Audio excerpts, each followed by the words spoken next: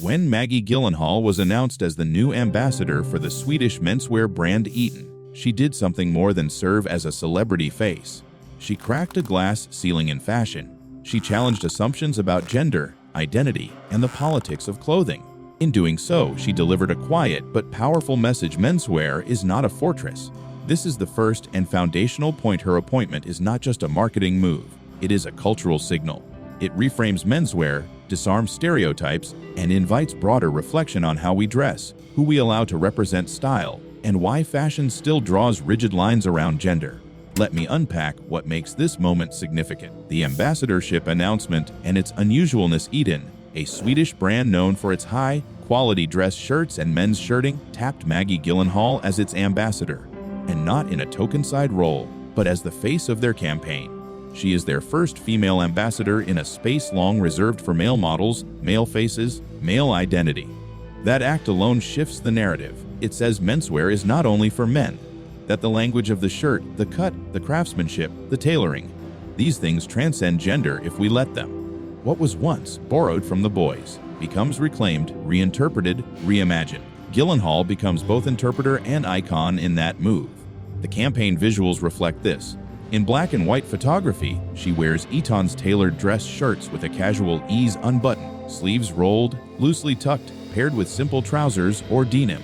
The message is not that she is pretending to be a man, but that she embodies a spirit of elegance, strength, and fluid identity. Fashion as cultural narrative. Clothing speaks. Clothing is rarely just clothing. It communicates status, identity, gender, power, belonging. When someone like Gyllenhaal steps into menswear representation, she is not merely modeling garments. She is rewriting a cultural narrative. Why does this matter? Because fashion is one of the most visible ways society enforces norms. Men's suits were once strictly coded. Tailoring, buttoning, lapels, shirt collars, all carried unspoken rules about who could wear what and how. Those rules reinforce identity boundaries, and breaking them is a small but powerful form of cultural rebellion. Gyllenhaal's appointment signals that men's style, sharp shirts, crisp collars, subtle tailoring, belongs to people who resonate with those qualities, regardless of gender. It invites us to envision style as fluid clothes for expression, not confinement. The power of a female ambassador in a male field to walk into a domain where your gender is not the norm is courageous. In many creative industries, diplomacy, politics, and fashion, women have long had to adapt to male-coded spaces. Yet Gyllenhaal is not adapting. She is entering on her own terms. Her presence as a female ambassador challenges male assumptions. It forces observers to ask, why is menswear a male preserve? Who benefits from that line? What does it exclude? And perhaps, what does it rob us of in limiting who gets to wear, represent, and shape that style? Moreover, by positioning Gyllenhaal as an ambassador, Eton is signaling confidence in expanding their audience. They implicitly recognize that style consumers are not bound by gender, and that cultural relevance may depend on embracing change and diversity rather than clinging to tradition. Identity, representation, and fashion politics. Representation matters. We absorb messages from media, campaigns, advertising, messages about whether we belong. When campaigns rigidly stick to gender binaries, they exclude experiences, identity fluidity, and people who live between boxes. Gyllenhaal taking up the mantle in menswear invites those excluded to see themselves. It offers a narrative. Maybe you don't have to choose men's or women's. Maybe good style is about fit, personality, intention. Maybe parts of each wardrobe belong to you. Representation also carries weight in how standards evolve. As more women, non-binary people, and gender non-conforming individuals appear in traditionally gendered roles, the industry gradually shifts. The men's shirt may no longer be for men, but a garment with universal appeal.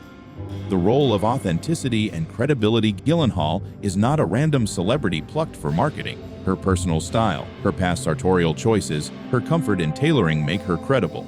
She's worn suits, sharp shirts, gender-bending looks in public before. She doesn't feel disingenuous in menswear. She feels at home in it. That authenticity matters. When a brand attaches someone dissonant to its identity, the audience senses the disconnect. Here, Gyllenhaal's persona and fashion history align with what Eton wants to represent: intelligence, strength, subtlety, versatility. Her voice matters too.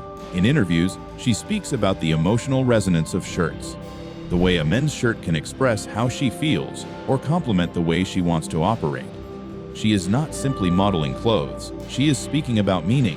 That depth elevates the ambassadorship from a surface collaboration to a cultural project. Symbolism of the shirt: modesty, exposure, power. The shirt is a fascinating garment. Simple, foundational, yet charged. Unbuttoned, it can evoke vulnerability. Buttoned up, authority. When Gyllenhaal wears a men's shirt, she plays with tension between softness and structure, exposure and protection. The shirt becomes metaphor. Consider how campaign shoots show her with sleeves rolled, collars open, the shirt soft, the lines loose. It's not rigid formality, but wearability, comfort, and ease. This suggests that power doesn't have to be stiff. Authority doesn't have to be static. Expression can be gentle. Furthermore, by choosing the shirt, more than a suit, more than dramatic couture, the symbol is accessible. It's a staple. It's everyday. It says elegance doesn't have to be extravagant. And that in itself is a radical statement: the power of simplicity, the dignity of basics. A moment in the broader movement of fashion liberation, Gyllenhaal's ambassadorship is part of a broader pattern. Over recent years, fashion has seen the erosion of strict gender lines: oversized tailoring, unisex workwear, gender-fluid collections, shared wardrobes. These movements push against the "menswear only for men" notion. Yet even as men's fashion evolves, the marketing lag often lags behind. Female faces representing men's lines are rare. So Gyllenhaal's appointment accelerates that evolution. It shifts what consumers expect. It challenges brands to think inclusively. It also resonates in a cultural moment where gender identity is debated, fluidity is affirmed, and the old boxes feel constricting. Style, in that context, is one of the few safe places to experiment and express. Ambassador roles like hers make that experimentation visible and legitimate.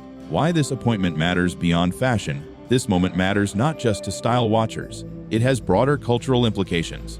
Cultural narratives shift when icons cross boundaries. When Maggie Gyllenhaal wears a men's shirt and represents menswear, she becomes a signpost for questioning gender expectations in daily life.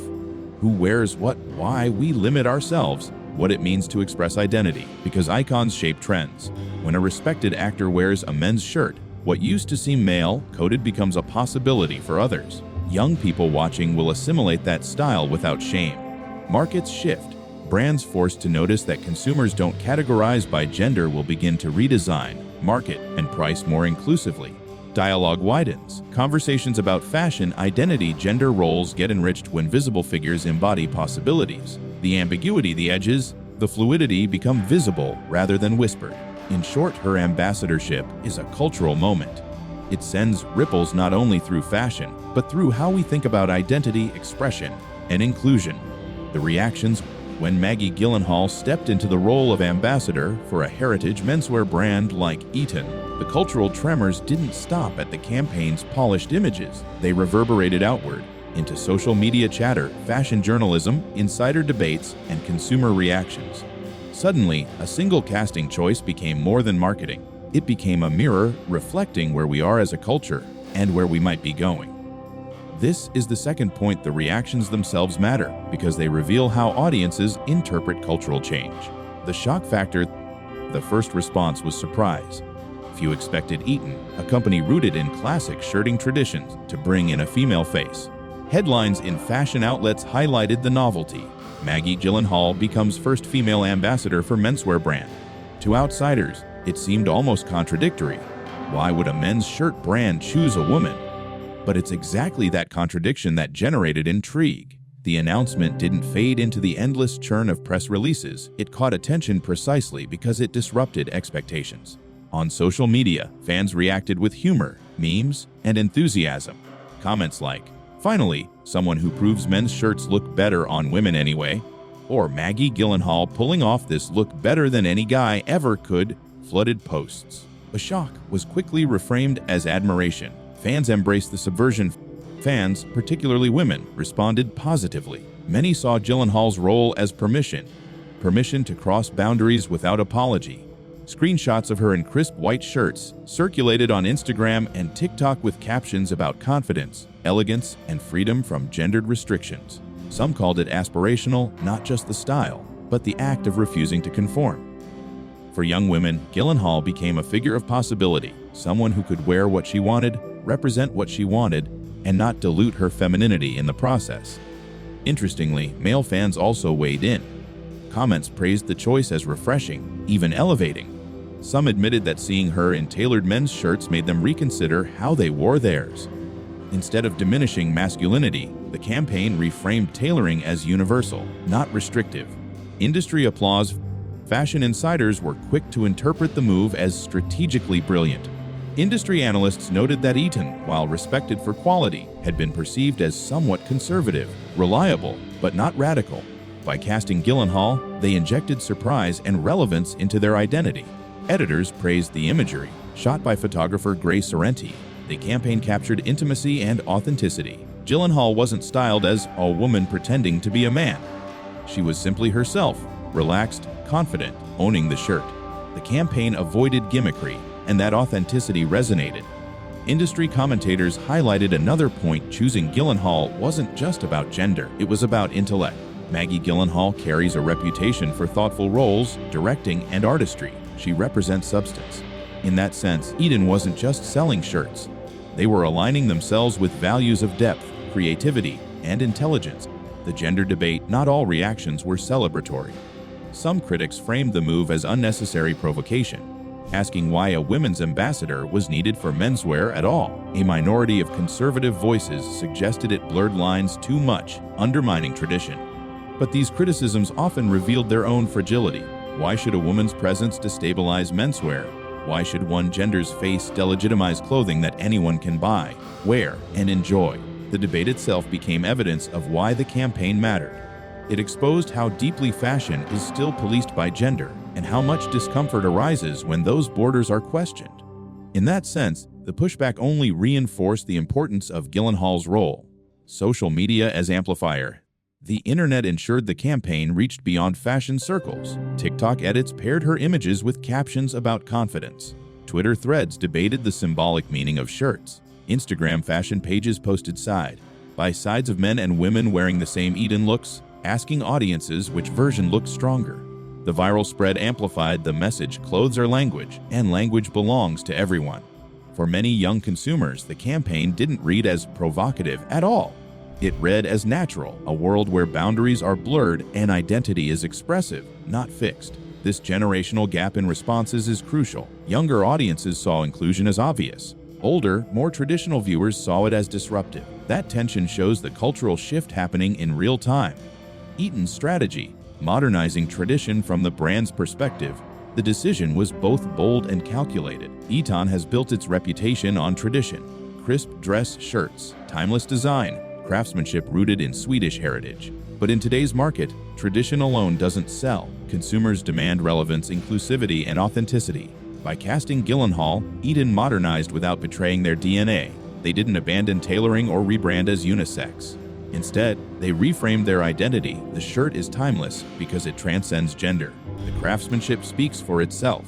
The cut and quality are universal. This move positioned Eton not as outdated, but as forward-thinking, willing to evolve while staying true to craft. In that sense, Gyllenhaal became a bridge. She embodied both tradition and innovation. Broader cultural commentators also connected the campaign to broader cultural trends. The rise of gender-fluid fashion is not a passing fad, but a structural transformation. Luxury houses like Gucci, Balenciaga, and Saint Laurent have blurred gender lines in recent years. Streetwear has long been unisex by default. Eton joining this conversation with Gyllenhaal signals that gender fluidity isn't just for avant-garde brands. It's permeating even the most traditional corners of fashion.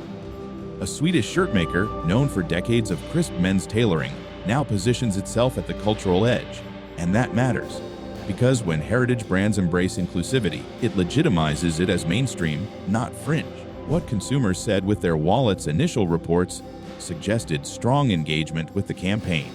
Searches for Eton spiked after the announcement. Social media engagement outperformed typical campaigns. Consumers didn't just applaud. They clicked, they shared, they browsed. This proves something vital: inclusivity isn't just a moral gesture, it's a smart business decision. Consumers, especially younger demographics, reward brands that align with cultural values of authenticity and equality. Gyllenhaal's ambassadorship wasn't charity or tokenism. It was strategy, one that tapped into consumer desire for meaning in fashion. The symbolism. Fashion campaigns come and go. Faces rotate, styles fade. Yet some moments stick because they reveal something larger about culture. Maggie Gyllenhaal becoming the first female ambassador for a heritage menswear brand like Eton is one such moment. On the surface, it's a celebrity endorsement. But beneath it lies a rich layer of symbolism about power, about identity, about how we define ourselves in a world where categories are blurring. This is the third point: her appointment matters not only for fashion, but for what it represents philosophically. Clothing as power clothes have always been political. Suits, uniforms, robes, veils, they signal authority, class, identity. Menswear, in particular, has long carried the aura of power. The tailored suit was the uniform of bankers, politicians, lawyers, leaders. Shirts and ties became shorthand for seriousness, respectability, authority. By choosing Maggie Gyllenhaal as its face, Eton challenges this monopoly. A woman in a men's shirt is not simply borrowing power. She is rewriting its ownership. She signals that elegance, confidence, and authority are not male-only traits. They belong to anyone who chooses to embody them. In this sense, the campaign disrupts centuries of symbolism. It asks, if clothes are power, why should power be gendered? Identity beyond categories. The deeper cultural resonance of this campaign lies in how it reframes identity. Traditionally, fashion marketing has split the world: menswear here, womenswear there. You were expected to pick a side and stay in it. But identity isn't that simple. People live across boundaries, wearing pieces from both wardrobes, blending silhouettes, rejecting binaries. Gyllenhaal's ambassadorship validates that reality. It tells audiences you don't have to box yourself in. Style can reflect who you are, not what tradition dictates. This reflects a broader cultural trend toward fluidity. Gender, identity, roles, all are being renegotiated. And fashion, one of the most visible languages of identity, is catching up. By embodying menswear with authenticity, Gyllenhaal symbolizes this transition, rewriting the narrative of femininity. For centuries, femininity was coded through softness: dresses, skirts, delicate fabrics, ornamental details. Women who wore suits or shirts were often described as borrowing from men, as though they were trespassing into another's domain. But Maggie Gyllenhaal wearing Eton shirts isn't borrowing. She isn't pretending. She's claiming. She's saying, this is part of my style, my femininity, my personhood. This matters because it reframes femininity itself. It shows that strength, structure, tailoring, crisp lines can all be feminine when a woman chooses them. That femininity is not diminished by adopting menswear. It is expanded. This shift doesn't erase femininity. It liberates it from restriction. It says women can be soft or structured, delicate or bold, ornamental or minimal, on their own terms. The shirt as philosophical object. The men's shirt seems simple: cotton, buttons, collar. But symbolically, it is loaded. Button to the top, it suggests discipline, professionalism, uniformity. Loosened, with sleeves rolled, it suggests relaxation, authenticity, sensuality. Worn oversized, it suggests freedom. Worn tailored, it suggests control. When Gyllenhaal wears the shirt, she plays with these meanings. She reveals that garments are not fixed symbols. They morph depending on who wears them, how, and why. The philosophical lesson: clothes are not destiny. They are tools for expression. A shirt can be masculine or feminine, formal or casual, rigid or fluid. Its meaning lies in the wearer's intention, disrupting tradition without destroying it. What makes this ambassadorship powerful is that it doesn't reject tradition. It reframes it. Eton shirts remain what they have always been, carefully crafted, timeless, rooted in tailoring heritage. But by putting Gyllenhaal in them, the brand proves tradition can evolve without erasure. This is a lesson for more than fashion. It is a reminder that progress doesn't always mean discarding the past. It can mean expanding it, opening it, making it more inclusive. By wearing a men's shirt without apology, Gyllenhaal shows that tradition can be honored and disrupted at once. Fashion as mirror of society. Cultural theorists often say fashion is a mirror. It reflects what society values, what it fears, what it debates. This campaign reflects a society negotiating identity and inclusivity. The fact that her appointment is newsworthy at all shows we are still in transition. If gender boundaries in clothing were fully dissolved, this wouldn't be unusual. The attention proves the barrier still exists, but also that cracks are forming. In that sense, the campaign is not just about style. It is about visibility. It broadcasts change, invites conversation, and normalizes what once seemed disruptive. The role of celebrity as cultural translator. Maggie Gyllenhaal's cultural weight matters here. She is not just any model. She is an acclaimed actor, director, and thinker. Her career choices have often leaned toward the intellectual, the nuanced, the artistic. This gives her credibility as a cultural translator. When she wears menswear, it is not seen as gimmick, it is seen as statement. Her presence communicates that this is not merely fashion play, but a cultural dialogue about identity, art, and expression. Celebrities often act as cultural intermediaries, translating abstract debates into visible, relatable moments. Gyllenhaal, with her thoughtful persona, amplifies the philosophical significance of the campaign. The future toward a post-gender wardrobe, the larger symbolism points toward the future of fashion. A future where clothes are not divided into men's and women's sections, but into styles, cuts, moods, and self-expressions. A future where tailoring is available to everyone, where shirts are universal, where identity is defined not by labels but by choices. Gyllenhaal's ambassadorship is a step toward that future. It doesn't erase menswear. It doesn't erase women's wear. It shows how the walls between them can dissolve. For the next generation of consumers, this will likely feel natural. The idea of genderless fashion is already thriving among youth, who see clothing as fluid. Gyllenhaal's campaign accelerates this shift by showing it at the highest level of fashion tradition. The symbolism of Maggie Gyllenhaal becoming ambassador for a menswear brand reaches beyond marketing. It challenges who holds power through clothing, redefines femininity, collapses the divide between cool and classic, and points toward a future of fluid identity in fashion. A shirt is never just a shirt. It is a symbol of power, of identity, of tradition. And when Maggie Gyllenhaal wears it, she transforms it from men's uniform to universal language. Because in the end, what her ambassadorship says is simple but radical: fashion belongs to all of us. And the future of style will not be defined by walls, but by freedom.